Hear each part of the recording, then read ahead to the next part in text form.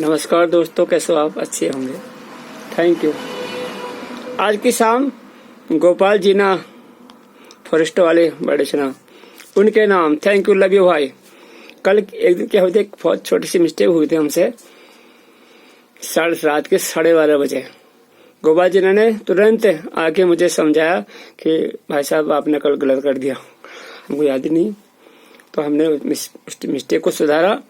एक और था, उसने सबको प्रसाद बांटा। चलो उसका नाम लेना उचित नहीं समझ। गो भाई लव यू। आज की कहानी बहुत तगड़ी है। उसमें आज हम सबसे पहले लेंगे नाम गोपाल जीना जी का। लव यू भाई, कसम महादेव की, आप एक दिन बनोगे डीएफओ। और दूसरा नाम लूंगा दीपक सिंह नेगी, चिराला वाले, मेरे बड़ा भाई, यहाँ रेडियो टीवी का मैकेनिक हो अभी राइट नाउ।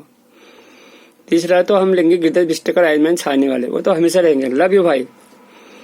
और DO Mehra ji, LIC branch के गोकुल मेहरा जी, आपको तो कोटि कोटि प्रणाम। एक राजेश नायक हैं कासगंज यूपी से, आप भी मेरे शुभ चिंतक हो, थैंक यू। और अलका भाई भी तो आप तो हो ही हो। चलिए, आज की एक ऐसी कहानी है माइंड ब्लोइंग, यहाँ से सुनना। पुराने जमाने की बात है, एक राजा के दरबार में एक पंडित जी को पूजा पाठ करने के लिए बुलाया गया। इसलिए बुलाया गया पूजा पाठ करवाने के लिए। हो गया, फिर राजा का आदेश था, पंडित जी पहुंच गए। पूजा के बाद राजा ने पंडित से 3 सवाल पूछ दिए। उसने कहा ईश्वर दिखता कैसा है, नंबर 1। दूसरा प्रश्न था कि ईश्वर कहाँ तक देखता है। तीसरा और अंतिम प्रश्न था कि ईश्वर जो है वो करता क्या है। अब पंडित जी घबरा गए। पंडित जी ने कहा कि थोड़ा सा मुझे समय दीजिए साहब, सोच समझ के बताऊंगा ना। राजा ने कहा चलो 1 महीना दिया आपको, जा ऐस कर। अब पंडित जी घर आ गए, बहुत दिमाग लगाया, बहुत समझा, लेकिन समझ में कुछ नहीं आ रहा साहब। जैसे तैसे समय सरक रहा था। अब पंडित जी की चिंता भी बढ़ती जा रही थी। उनका एक बेटा था, बड़ा होशियार, विद्वान, माइंड ब्लोइंग। अब ने देखा पिताजी इतने बेहोश क्यों हो रहे हैं, खाना नहीं खा रहे हैं, क्या हो गया पिताजी को। अब उसने पिताजी बताओ क्या परेशानी है। उन्होंने पूछा पिताजी बताओ तो सिंह मैं क्या कर सकता हूँ, आपकी हर समस्या को क्लियर कर दूंगा। अब पिताजी ने कहा, फिर उसने कहा, पंडित जी ने कहा कि राजा ने 3 प्रश्न पूछे बेटा, जिनका जवाब मुझे नहीं आ रहा है। कहाँ से आता है फिर, आप उतने विद्वान थोड़ी से हो, जवाब मुझे नहीं आ रहा। अब बेटे ने कहा बताओ तो प्रश्न बताओ। उसने कहा नंबर 1 सुनो भाई साहब, भगवान दिखता कैसा है, 1 नंबर। दूसरा, वो कहाँ तक देख सकता है, 2। तीसरा, ईश्वर क्या कर सकता है, क्या करता है, काम क्या है उसका। अब बेटे ने सुना, फिर उनका पापा आप चिंता मत कीजिए, 1 माह बाद मैं आपके साथ चलूंगा और राजा जी को संतुष्ट कर दूंगा, वादा है हमारा। आप खाना को सो जाओ, लो खाना खाओ फटाफट, जिनके 3 प्रश्नों को उत्तर मैं दूंगा, मैं आपके साथ चलूंगा। उनका बेटा बता दो, फिर मेरे को तो बता दे, और ना तो वहीं खुलेंगे भेद। अब पापा को विश्वास तो था ही पंडित जी को अपने बेटे पर। उन्होंने कहा चलो ठीक है, अभी सो जाए। तो साहब महीना बीत गया। फिर 2 के 2 गए, दरबार में पहुंचे। राजा ने कहा बताओ पंडित जी। पंडित जी ने कहा मेरा बेटा बड़ा विद्वान और होशियार है, वही बताएगा आपको आंसर, मेरे को तो आता नहीं है। उन्होंने ठीक है, फिर वही बताएगा तो ठीक है, उसी से पूछ लेता हूँ। जब राजा ने कहा बताओ बेटा ईश्वर कैसे दिखता है, तब पंडित जी के बेटे ने कहा कमाल है, कैसे हो साहब आप राजा जी, ब्राह्मण आपके कुल में आए हैं, न चाय न पानी न कुछ, खाली सीधे सीधे सवाल। राजा को बहुत बुरा लगा। उन्होंने कहा लाओ फटाफट चाय लाओ, चाय क्या लाओ, दूध लाओ। अब दूध के गिलास मंगा दिए साहब। अब दूध के गिलास तो पंडित जी से पीने लग गए ऐसे करके, और वो उसका बेटा ऐसे ऐसे हिला रहा हाथ। बहुत देर चलता है इस प्रक्रिया। फिर राजा ने कहा भाई साहब अरे बेटा क्या ढूंढ रहे हो इसमें तुम? उन्होंने कहा मैं सब मक्खन ढूंढा, मक्खन। उन्होंने पागल आदमी, ऐसे मिलता है मक्खन क्या? उन्हें कैसे मिलता है फिर? उन्होंने कहा बेटा पहले दूध का दही बनता है, फिर उसको मथना पड़ता है, फिर जब जाके मक्खन निकलता है। तो उन्होंने कहा यही तो है फिर पहला सवाल का आंसर। भगवान ऐसे थोड़ी मिलते हैं, बिना धुनी ध्यान नहीं, बिगर गुरु ज्ञान नहीं। आपको तपस्या करनी पड़ेगी, पूजा पाठ करने पड़ेंगे, आरती लेके दिया जलाना पड़ेगा, तब भगवान मिलेंगे। उन्होंने कहा हर एक आदमी के अंदर भगवान है, आपके अंदर भी, मेरे अंदर भी है, वहां ढूंढो आप। धन्य हो, धन्य हो, मिल गया आंसर मिल गया। उन्होंने कहा दूसरा सवाल। उन्होंने कहा ईश्वर कहाँ तक देख सकता है? अच्छा। उन्होंने कहा ऐसे एक वो मंगाओ, कैंडल, मोमबत्ती जलाओ, उसमें बल्ब बुझाओ। उन्होंने कहा साहब आप देखिए इसकी रोशनी कहाँ तक जा रही है? उन्होंने कहा चारों दिशाओं तक जा रही है साहब।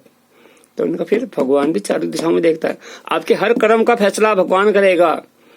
आप किसी को गिराने के लिए काम करोगे तो आपको देखेगा भगवान, उठाने के उनको देखो। अगर बुरा नहीं कर सको, अच्छा ना कर सको, तो बुरा भी मत कीजिए। उन्हें हो भगवान, मिल गया। अब दूसरे सवाल का भी मिल गया आंसर। अब बात है कि तीसरे सवाल की। धन्य हो साहब, थैंक यू। अब तीसरा सवाल क्या था बताइए? ईश्वर कहाँ तक देख सकता है ना? ये तो हो गया।